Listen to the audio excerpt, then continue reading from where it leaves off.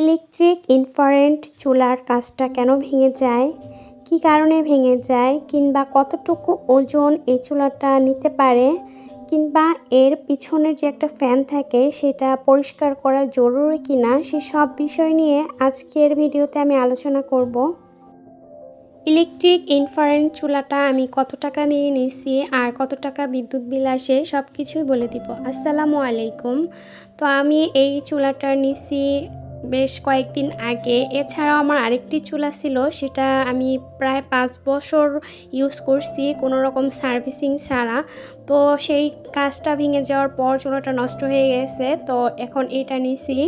আর এই চুলাটা নেওয়ার সময় অনেক কিছু খেয়াল করে আপনাদের নিতে হবে। যেমন ধরেন, এই চুলাটা কতটুকু বিদ্যুৎ বিল আসে সেটা আপনি দোকানদারের কাছ থেকে জেনে নেবেন যে এটা বিদ্যুৎ সাশ্রয়ী কিনা।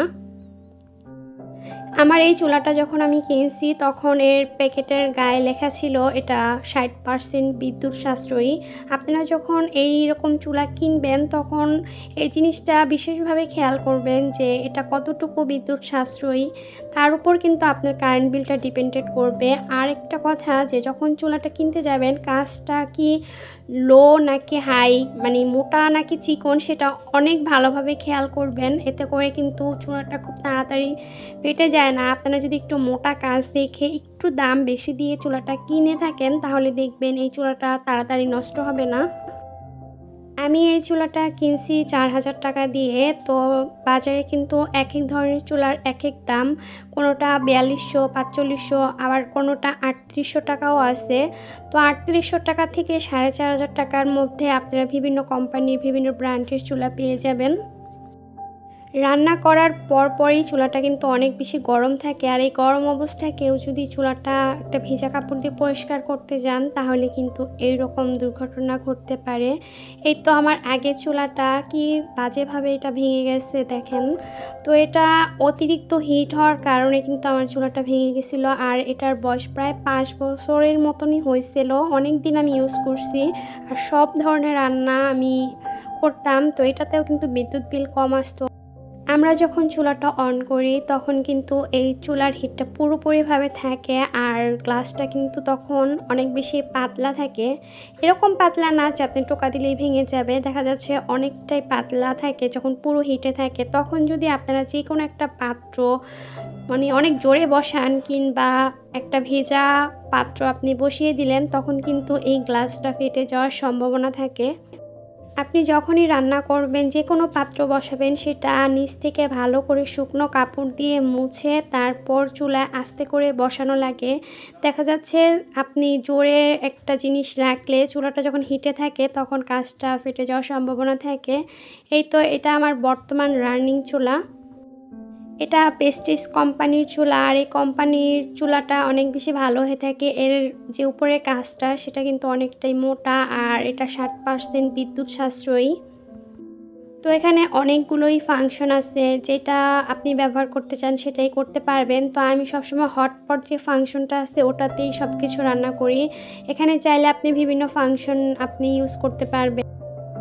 আমাদের একটু অসাবধানতার কারণেই কিন্তু এই চুলার কাজটা ভেঙে যায়। এই তো যখন আমরা চুলাটা অন করি দেখেন পুরোপুরিভাবে হিট, এই মাঝখানের যে গোল রাউন্ডটুকু আছে এটার মধ্যে কিন্তু পুরোপুরি হিট দেওয়া। এটার আশপাশে কখনোই গরম হবে না, যতটুকু গোল রাউন্ড লাল জ্বলে আছে ততটুকুর মধ্যে কিন্তু এই চুলাটা হিট হয়। আর ওইখানে কিন্তু আমাদের পাতিল রেখে রান্না করা লাগে। তো এখানে যখন আমরা পাতিলটা রাখবো তখন কিন্তু খুব জোরে রাখা যাবে না, আলতোভাবেই রাখতে হবে। আর পাতিলের তলাটা ভালোভাবে মুছে দিতে হবে, আর সমান পাতিল বসাইতে হবে, তাহলে কিন্তু চুলাটার কোনো ক্ষতি হবে না। রান্না করার শেষে সাথে সাথে কিন্তু চুলাটা পরিষ্কার করতে যাবেন না। চুলাটা যখন একবারে ঠান্ডা হয়ে যাবে তখনই কিন্তু এটা পরিষ্কার করা লাগে। সাথে সাথে যদি আপনি ভেজা কাপড় দিয়ে পরিষ্কার করতে যান তাহলেও কিন্তু চুলার কাজটা ফেটে যাবে। আর এই চুলাটা কতটুকু ওজন নিতে পারে সেটা এখন বলি। সাধারণত এই চুলাগুলো 10 থেকে 12 কেজি ওজন নিতে পারে, মানে 10 কেজি ওজন হলে এই চুলাটার জন্য পারফেক্ট। এর থেকে বেশি ওজন দিলে কিন্তু চুলাটার অনেক ক্ষতি হওয়ার সম্ভাবনা থাকে। আর এগুলো কিন্তু আমি যে কোম্পানির চুলা নিয়েছি ওই কোম্পানির লোকেরাই বলে দিছে যে 10 কেজি ওজনের উপরে এই চুলার মধ্যে কোনো কিছু দিবেন না। আর আর যারা মনে করেন ইলেকট্রিক চুলায় অনেক বেশি সময় নিয়ে রান্না করতে হয়, তারা কিন্তু চাইলে এরকম প্রেসার কুকার ব্যবহার করতে পারেন। তাহলে দেখবেন খুব তাড়াতাড়ি কিন্তু রান্না হয়ে যায়। যে কোনো কোম্পানির চুলা না কিনে একটু বুঝে শুনে দেখে যদি আপনি চুলাটা কিনেন, তাহলে দেখবেন কারেন্ট বিলটাও কম আসবে, তাড়াতাড়ি রান্নাও হবে, আর এই চুলার কাজটা অনেক দিন টেকসই হবে।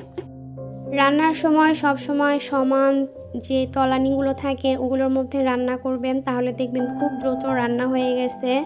আর খুব দ্রুত রান্না হলে কিন্তু কারেন্ট বিলটাও কম আসবে। ইলেকট্রিক ইনফ্রারেড চুলাটা আপনি যত সাবধানতার সাথে ব্যবহার করতে পারবেন, এটার টেকসই কিন্তু ততই বেশি হবে।